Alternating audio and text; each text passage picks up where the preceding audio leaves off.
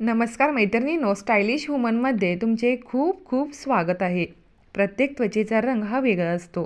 सावळ्या, गव्हाळ रंग असलेल्या महिलांना साड्यांच्या रंगाची निवड करताना अनेक अडचणी येतात. साडीचा रंग संपूर्ण लूक ठरवत असतो. त्यामुळे आपल्या रंगाला मॅच होईल अशी साडी निवडताना महिला जास्त गोंधळून जातात. म्हणूनच आज मी तुम्हाला गव्हाळ रंगावर कोणत्या साड्या जास्त उठून आणि आकर्षक दिसतील ते सांगणार आहे. या रंगाच्या साड्या आपल्या सर्वच महिलांच्या कपाटात असायलाच हव्यात. त्यासाठी हा व्हिडिओ स्किप न करता व्हिडिओ शेवटपर्यंत नक्की पहा. जर तुम्ही गव्हाळ वर्णाचे असाल तर तुमच्याकडे रेड कलरची साडीही असायलाच हवी. अगदी भडक लाल नाही, पण डार्क रेड कलर गव्हाळ रंगावर खूप छान आणि आकर्षक दिसतो.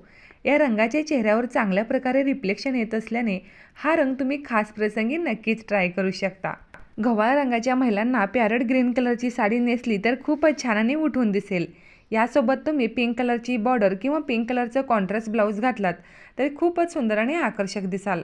जर तुम्हाला वेगळा आणि युनिक लुक हवा असेल तर तुम्ही रॉयल ब्लू रंगाची साडी निवडू शकता. हा रंग गव्हाळ रंगावर खूपच खुलून दिसतो. हा नैसर्गिक रंग असल्याने त्वचेला ग्लो देतो. गव्हाळ रंगाच्या महिलांना केसरी रंग अप्रतिम आणि आकर्षक दिसतो. या रंगाची तुम्ही काठपदर किंवा डिझायनर साडीमध्ये इन्व्हेस्ट करू शकता.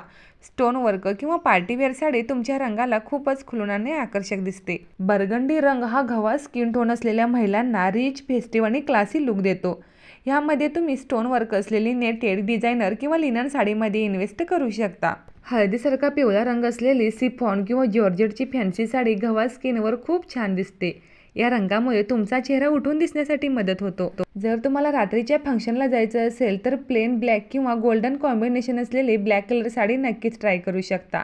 या रंगाची साडी तुमच्या चेहऱ्यावर खूप छान दिसते. तुम्हाला साधा पण रिच लुक हवा असेल तर तुम्ही बेबी पिंक कलर ट्राय करू शकता. यावर कॉन्ट्रास्ट रंगाची ज्वेलरी फार सुंदर दिसेल. तुम्हाला सुंदर दिसायचं असेल तर या रंगाच्या साड्या तुमच्या वॉर्डरूममध्ये जरूर ठेवा आणि व्हिडिओ आवडल्यास व्हिडिओला एक लाईक जरूर करा.